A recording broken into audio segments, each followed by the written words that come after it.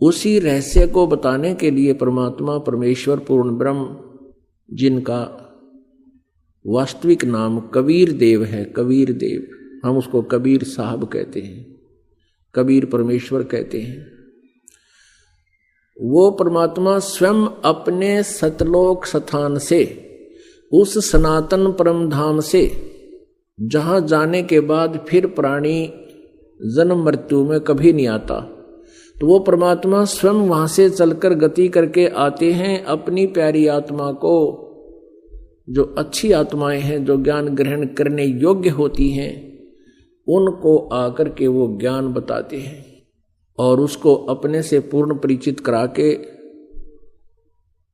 फिर उस तत्व ज्ञान के प्रचार के लिए उसको पुनः उसी बॉडी में, शरीर में भेज देते हैं। तो आज का जो समागम है ये उसी उपलक्ष्य में, उसी खुशी में मनाया जा रहा है कि परमात्मा ने उस गूढ़ रहस्य को बताने के लिए, जो वेद और सदग्रंथों में, गीता जी में जो गूढ़ रहस्य छुपे हुए हैं, उनको बताने के लिए परमेश्वर स्वयं ही धरातल पर अवतरित हुए, सह शरीर आए। ये वो शुभ महीना है, ज्येष्ठ मास, और ये आने वाली जो पूर्णमासी है अभी 4 दिन बाद, यानी 15 जून की, ये वो शुभ दिन है कि वो परमेश्वर कलयुग में सतलोक से चलकर, सनातन परमधाम से चलकर गति करके सह शरीर आए और भारतवर्ष की पवित्र भूमि काशी शहर में एक लहर तारा नामक तालाब में विकसित कमल के फूल पर वो पूर्ण परमात्मा एक नवजात शिशु रूप धारण करके विराजमान हुए। ब्रह्म मुहूर्त, सूर्य उदय होने से लगभग 1.5 घंटा पूर्व के समय को ब्रह्म मुहूर्त कहते हैं। उसी समय एक अष्टानंद नाम के ऋषि, वो वहां लहर तारा तालाब पर एकांत स्थान देखकर स्नान करते थे, और जैसा भी उनके पूज्य गुरुदेव स्वामी रामानंद जी ने जो साधना करने को बता रखा था, वह कुछ देर बैठकर वो सुबह सुबह भगवान का चिंतन भी किया करते थे। स्वामी अष्टानंद जी अपनी साधना करने की तैयारी में थे, स्नान कर चुके थे, आंखें खुली थी और ज्ञान मुद्रा में विराजमान थे। उन्होंने क्या देखा कि आकाश से एक प्रकाश पुंज आ रहा है। प्रकाश का एक गोला सा आता नजर आया। ज्यों ही ऋषि जी ने उसको ध्यान से देखना चाहा, अष्टानंद जी की आंखें चुंधी आ गई। वो उस तेज को, उसकी चरम दृष्टि सहन नहीं कर सकी, आंखें बंद हो गई। आंखें बंद हुई तो क्या देखा, उसमें एक नवजात शिशु का रूप दिखाई दिया।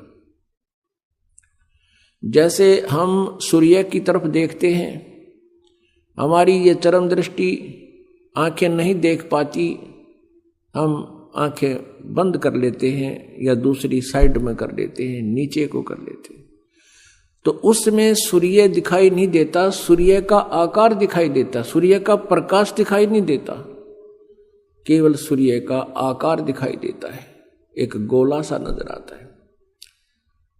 इसी प्रकार अष्टानंद जी परमेश्वर के उस तेज पुंज को नहीं देख सके। पहले तो उसने देखा कि प्रकाश का कोई गोला सा आ रहा है, फिर आंखें बंद की, फिर दूसरी साइड किया, फिर इधर किया, क्या देखा कि वो नवजात शिशु का वो प्रकाश रहित रूप दिखाई दे रहा है। जैसे सूर्य को देखने के उपरांत उसका प्रकाश रहित आकार दिखाई देता है। और क्या देखता है अष्टानंद जी के वो प्रकाश एक कमल के फूल पर एकत्रित और अदृश्य हो गया। अंधेरा सा था, वो देख नहीं सका, लेकिन इतना तेज प्रकाश अपने आप गति करके आ रहा था, इससे वो अचंभित बहुत हुआ। और इस रहस्य का भेद जानने के लिए वो तुरंत उठकर अपने पूज्य गुरुदेव महर्षि रामानंद जी पंडित जी के पास पहुंच गया और अपने साथ बीती पूरी घटना का विवरण कह सुनाया और पूछा, गुरुदेव ये मेरी कोई भक्ति की उपलब्धि है या कोई मेरा भ्रम है? ये कोई स्वप्न भी नहीं कह सकते, क्योंकि मैं जागृत और खुली आंखों देख रहा था। स्वामी रामानंद जी को जितना भी अध्यात्म ज्ञान था, उसके आधार से अपने शिष्य अष्टानंद जी की संतुष्टि करने के लिए उन्होंने कहा कि अष्टानंद, आकाश से जब ऐसे प्रकाश पुंज आते हैं तो वो कोई देव आत्मा होती हैं और स्वर्ग लोक से आते हैं, यहां किसी मां के गर्भ में वो प्रवेश करेंगे और फिर जन्म लेंगे और अपना जिस उद्देश्य से वो आते हैं उस कार्य को वो फिर पूरा करेंगे। ऐसे लक्षण महापुरुषों के अवतरित होने के होते हैं। अब जैसा भी उस ऋषि को ज्ञान था, अपने शिष्य को संतुष्ट कर दिया और कहा कि अष्टानंद, तेरी कोई भक्ति की उपलब्धि नहीं है। उधर से क्या हुआ कि एक गौरी शंकर और सरस्वती नाम के पति पत्नी ब्राह्मण थे। भगवान शिव जी के बहुत उपासक थे, कट्टर समर्थक थे, इष्ट रूप में उन्हीं को मानते थे, अन्य किसी देव को वो पूज्य नहीं मानते थे। और निस्वार्थ वो भगवान शिव की कथा सुनाया करते थे, महिमा सुनाया करते थे। जो भी पैसा उनके पास आ जाता था कथा करते समय, तो अधिकतर वो धर्म में लगाया करते थे। उनका कोई संतान नहीं थी, विवाह को लगभग 20-25 वर्ष हो गए थे, उनके कोई संतान नहीं थी और संतान की चाह उनके हृदय में बहुत घनी थी। रह रहकर भगवान शिव जी से प्रतिदिन प्रार्थना किया करते थे। कुछ दिनों के बाद क्या हुआ कि जो काशी के अन्य ब्राह्मण थे, जो जनता से पैसे लेकर के उनको गुमराह करके पैसे ऐंठा करते थे, उनको लगा कि जो गौरी शंकर है ये निःशुल्क और निस्वार्थ भाव से जनता को कथाएं सुनाता है और काशी के लोगों की अधिक आस्था इस गौरी शंकर में होती जा रही है। इस कारण से वो ईर्षा किया करते थे, लोगों को कहा करते थे कि ये गलत है, ये झूठी कथाएं सुनाता है, उसमें बहुत से दोष निकालते थे। दूसरी तरफ मुसलमान बहुसंख्या में बनारस में थे, वो भी इस बात से परिचित थे कि काशी के अन्य पंडित गौरी शंकर से ईर्षा रखते हैं, वो इनके साथ नहीं है। और हिंदू धर्म का अत्यधिक प्रचार बनारस में ये गौरी शंकर कर रहा है, ये शिवजी का पुजारी है। तो उन्होंने ऐसा अवसर देखा कि अब न तो हिंदू गुरु इसके साथ है, उन्होंने अपना जल उस गौरी शंकर के परिवार के पूरे घर में छिड़क दिया। मुसलमानों ने झूठा जल करके सारा छिड़क दिया और जबरदस्ती गौरी शंकर और उसकी पत्नी को पिला दिया। इस दृश्य को वो ईर्ष्या करने वाले अन्य ब्राह्मण देख रहे थे, उनको पता चला। उसी दिन से उन्होंने गौरी शंकर और सरस्वती जी को अपनी बरादरी से निकाल दिया और कह दिया कि ये मुसलमान बन गए हैं, इन्होंने झूठा पानी पी लिया है, जबकि उनको बाई फोर्स पिलाया गया था। अब ऐसी स्थिति में गौरी शंकर ने मुसलमान धर्म को स्वीकार कर लिया, क्योंकि हिंदुओं ने उनका बहुत विरोध कर दिया और गंगा में स्नान करना भी बंद करवा दिया कि अब ये मुसलमान हो गया, ब्राह्मण नहीं रहा, हिंदू नहीं रहा।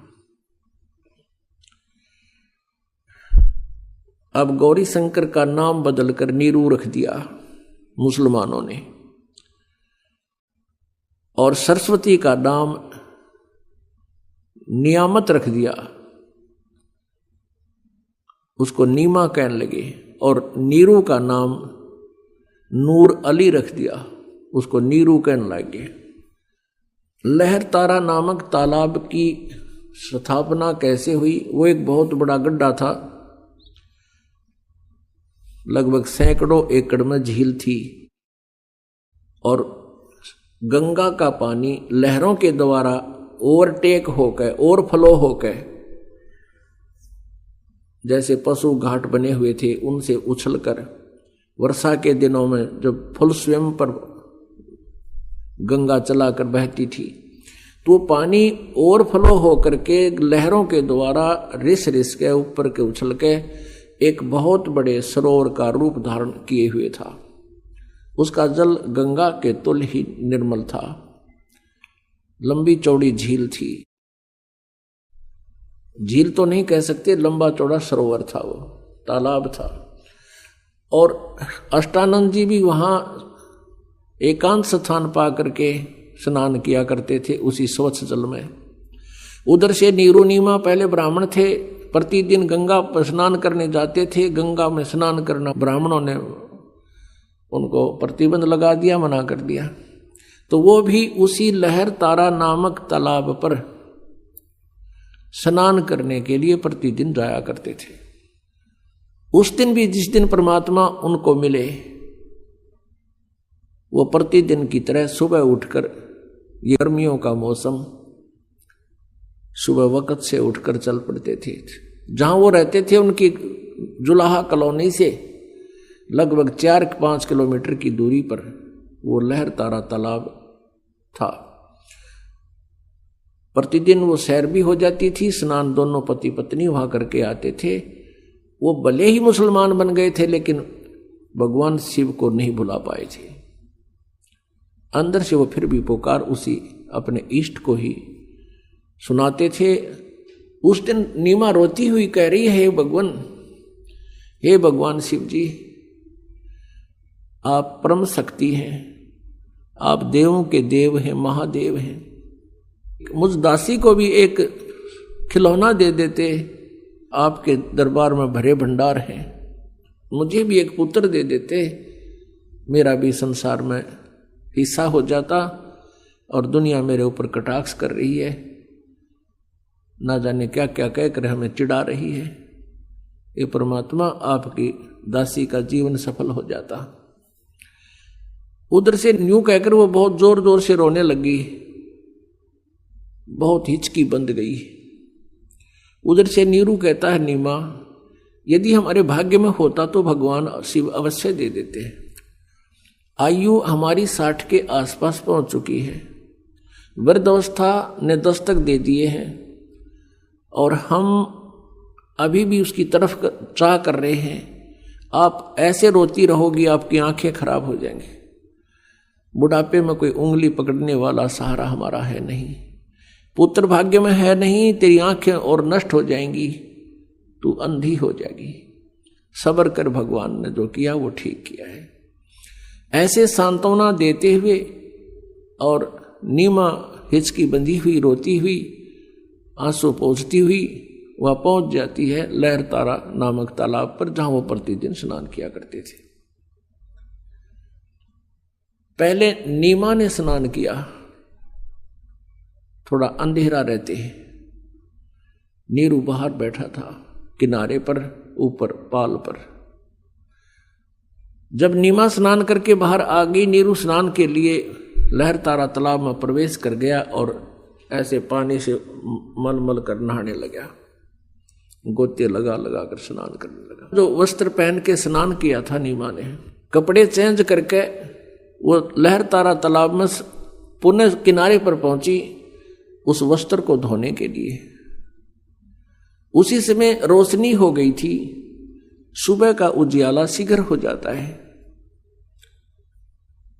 थोड़ा सा अंधेरा छटा था, सामने एक कमल के फूल के ऊपर कोई वस्तु हिलती नजर आई नीमा को। नीरू तो नहाने में व्यस्त था, मस्त था।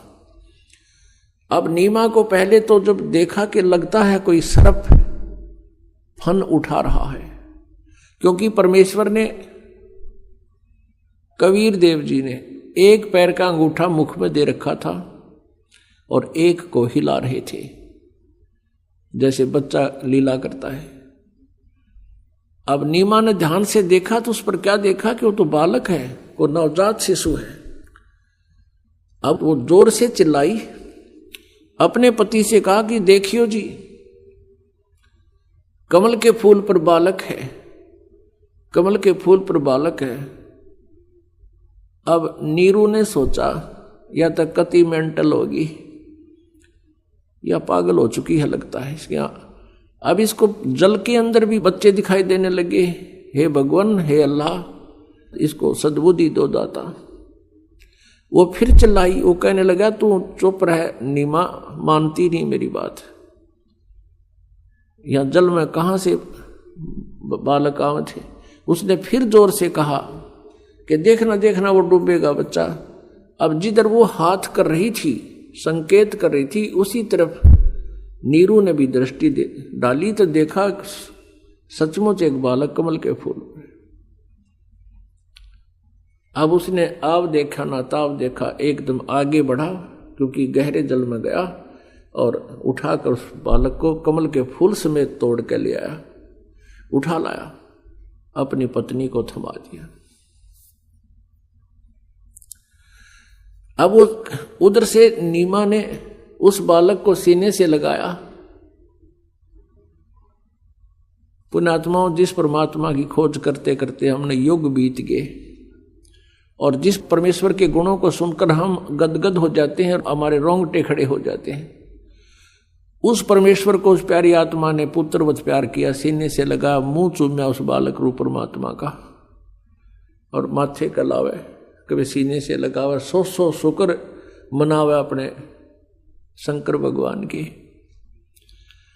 अब जो सुख उस माई ने होया होगा उस भगवान के टच करने से, स्पर्श करने से, उसका अंदाजा नहीं लगाया जा सकता। हम उनके नाम से इतने गदगद हो जाते हैं, उस मालिक का गुणगान सुनकर ही हमारे रोंगटे खड़े हो जाते हैं। उस माई ने जिस परमात्मा की चाह है, सर्व सृष्टि रचनहार है, और उस मालिक को सीने से लगाया, उसको कितनी खुशी और कितना उसके शरीर के अंदर रोमांच हुआ होगा।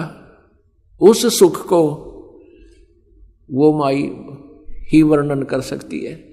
उधर से नीरू ने सोचा कि पहले तो हम हिंदू थे, मुसलमान बना दिए, हिंदुओं से संपर्क रहा नहीं, मुसलमानों से अभी हमारी इतनी जानकारी नहीं, हमारे साथ कोई साथी नहीं है।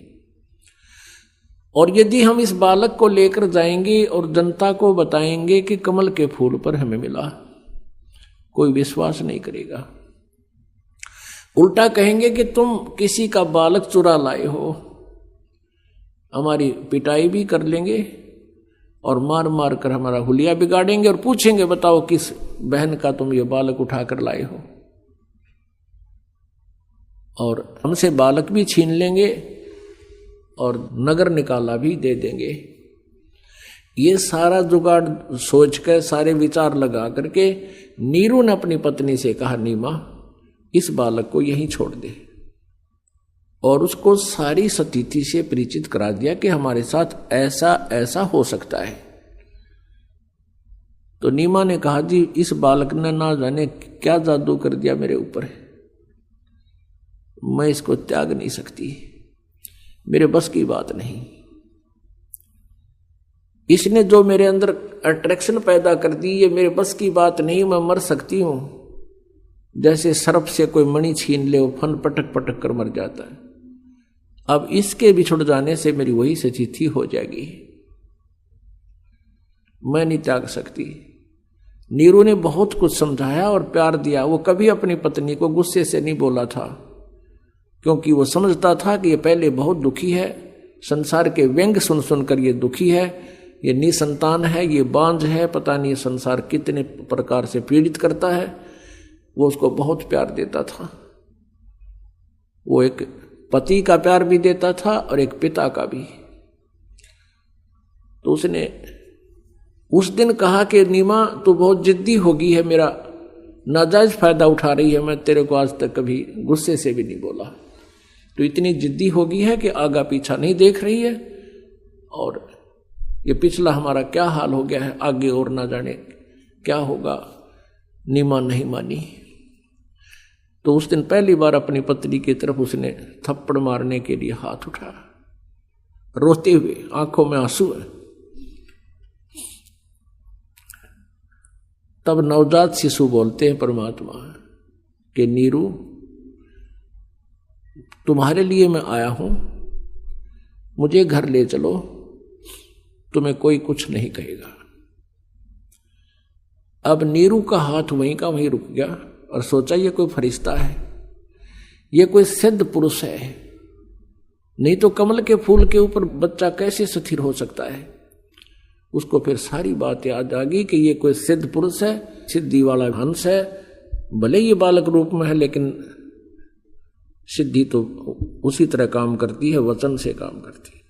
अब नीरू चुप करके आगे आगे चल पड़ा, पीछे पीछे उसकी पत्नी परमात्मा का शुक्र मनाते हुए और उस ओरिजिनल गॉड को साथ लिए हुए चल रही है, गोदी में लेकर चल रही है।